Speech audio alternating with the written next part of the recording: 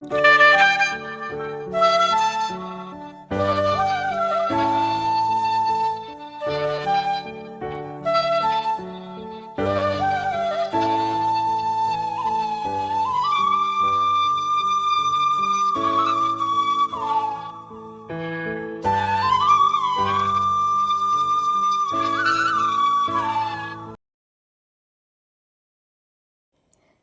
All, welcome back to my YouTube channel and ಎಲ್ಲರಿಗೂ ಯುಗಾದಿ ಹಬ್ಬದ ಶುಭಾಶಯಗಳು.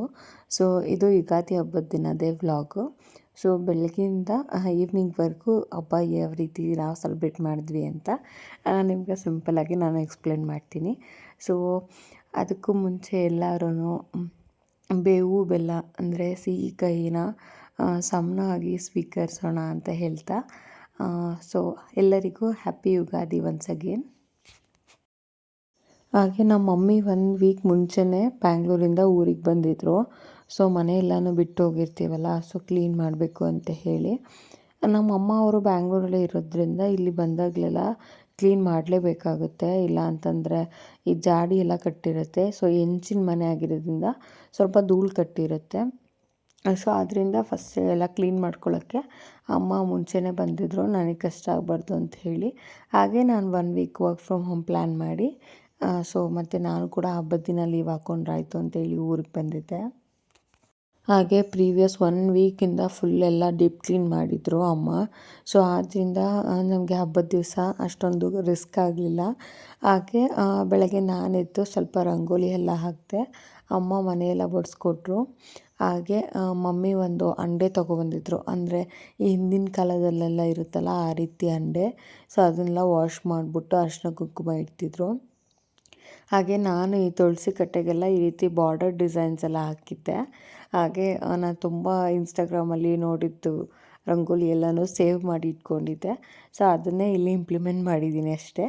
ಹಾಗೆ ನಮ್ಮ ಡ್ಯಾಡಿ ಮತ್ತು ಇಲ್ಲಿ ಇರ್ತಾರಲ್ಲ ಅವರೆಲ್ಲ ಸೇರಿಕೊಂಡು ಬೇವಿನ ಸೊಪ್ಪು ಮಾವಿನ ಸೊಪ್ಪನ್ನೆಲ್ಲ ತೊಗೊಬಂದು ಕಟ್ಕೋತಿದ್ರು.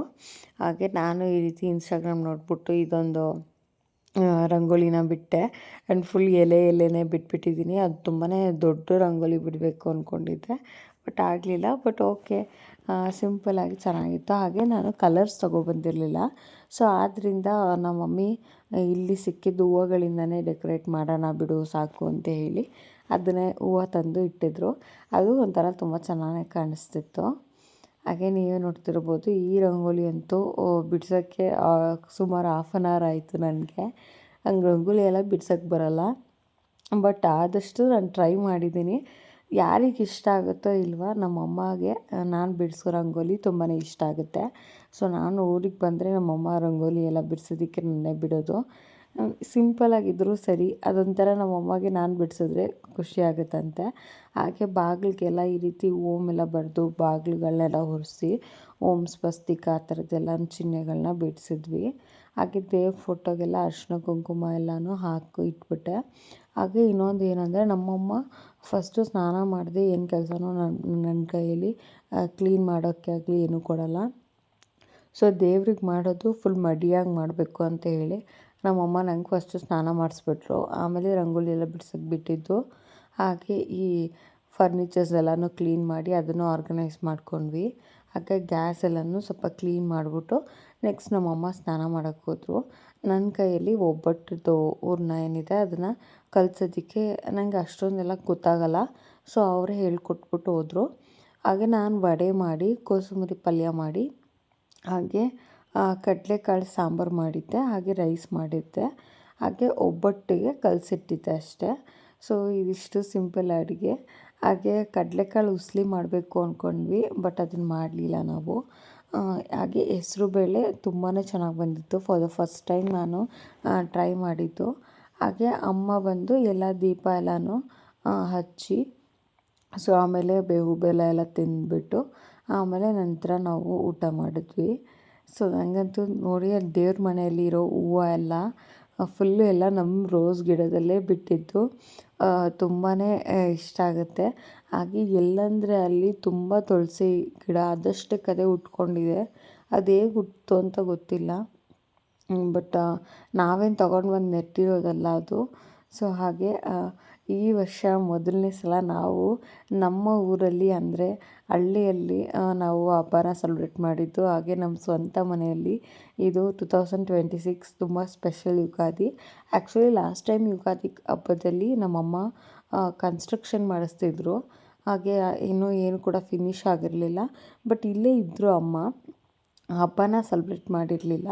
ಹಾಗಾಗಿ ನಾನು ಬ್ಯಾಂಗ್ಳೂರಲ್ಲೇ ಸೆಲೆಬ್ರೇಟ್ ಮಾಡಿದ್ದೆ ನನ್ನ ಹಸ್ಬೆಂಡ್ ಜೊತೆ. ಈ ವರ್ಷ ನಾನು, ಡ್ಯಾಡಿ, ಮಮ್ಮಿ ಹಾಗೆ ಅಣ್ಣ, ಅತ್ತಿಗೆ ಎಲ್ಲರೂ ಬಂದಿದ್ದರು. ಹಾಗೆ ಅಣ್ಣನ ಮಕ್ಕಳು ಕೂಡ ಬಂದಿದ್ದರು. ಸೊ ಅವರು ಮಧ್ಯಾಹ್ನ ಮೇಲೆ ಅಲ್ಲಿ ಹಬ್ಬ ಮುಗಿಸಿ ಬಂದರು. ಸೊ ನಮ್ಮ ಅತ್ತಿಗೆ ಬಂದು ಒಬ್ಬಟ್ಟು ತರ್ತಿದ್ದಾರೆ. ನಾನು ಹೇಳಿದೆ ಅಲ್ವಾ ನನಗೆ ಒಬ್ಬಟ್ಟು ಮಾಡೋಕ್ಕೆ ಬರಲ್ಲ. ಸೊ ಹಾಗಾಗಿ ಒಬ್ಬಟ್ಟನ್ನು ಅವರೇ ಬಂದು ಒಬ್ಬಟ್ಟೆಲ್ಲ ಪ್ರಿಪ್ರೇಷನ್ ಮಾಡಿಕೊಂಡು ಅವರು ಒಬ್ಬಟ್ಟು ಮಾಡಿದ್ರು.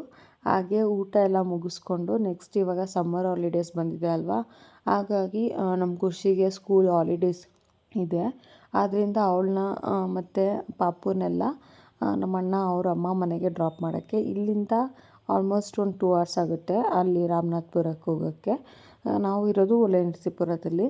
ಸೊ ಅಲ್ಲಿಂದ ಅಲ್ಲಿಗೆ 2 hour ಬೇಕು. ಸೊ ಅಲ್ಲಿಗೆ ಹೋಗಿ ಡ್ರಾಪ್ ಮಾಡಿಬಿಟ್ಟು ನಮ್ಮಣ್ಣ ಇವತ್ತು ಅಲ್ಲೇ ಇರ್ತಾನೆ. ಆ್ಯಕ್ಚುಲಿ ನಮ್ಮ ಅಣ್ಣಗೆ ಮತ್ತೆ ಕೆಲಸ ಇರುತ್ತೆ. ಸೊ ಅದರಿಂದ ಅವ್ನು ಮತ್ತೆ ರಿಟರ್ನ್ ಬ್ಯಾಂಗ್ಳೂರ್ಗೆ ಹೋಗಬೇಕು. ಹಾಗೆ ನಾವು ಸ್ಯಾಟರ್ಡೇ ಹೋಗೋಣ ಅಂತ ಪ್ಲ್ಯಾನ್ ಮಾಡ್ಕೊಂಡಿದ್ದೀವಿ. ಸೊ ಎಲ್ಲರೂ ಹಬ್ಬ ಮುಗಿಸ್ಕೊಂಡು ಮತ್ತೆ ರಿಟರ್ನ್ ಬ್ಯಾಂಗ್ಳೂರ್ಗೆ ಹೋಗ್ತೀವಿ. ಹಾಗೆ ಮುಂಚೆ ಎಲ್ಲ ನನಗೆ ಒಂದು ಫೀಲ್ ಆಗ್ತಿತ್ತು, ಅಳುನೇ ಬಂದುಬಿಡ್ತಿತ್ತು. ನಮ್ಮಮ್ಮನ ಇಷ್ಟು ವರ್ಷ ನಮ್ಮಮ್ಮನ ಜೊತೆಲೇ ಇದ್ದೆ.